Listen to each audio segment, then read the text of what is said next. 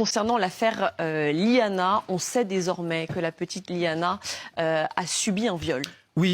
Bonjour, on sait que Liana a subi un V, on le savait, de toute façon. Bon, le problème, c'est aussi que derrière, il ne l'a pas laissé vivre. Voilà, en plus. Donc oui, c'est un double traumatisme pour la famille.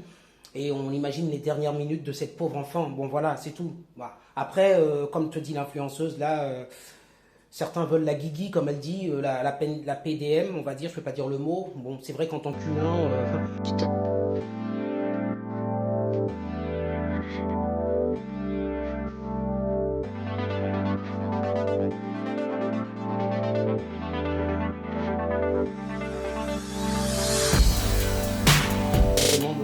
quelle est l'utilité d'essayer ce genre de personnes continuer à vivre, si je puis dire.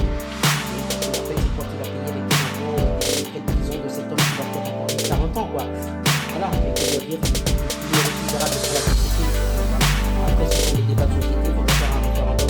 Oui, effectivement, l'autopsie a révélé que la fillette a bel et bien été victime d'un viol. La famille a été prévenue de cette information aujourd'hui. C'est pour ça que nous pouvons vous la révéler. Bon, voilà, moi, je n'ai pas dit que j'étais pour parce que je pense que c'est un peu compliqué aussi d'un autre point de vue. Mais je comprends la colère de certaines personnes. Mon Dieu, je la comprends. Je comprends que certaines personnes soient pour. C'est clair.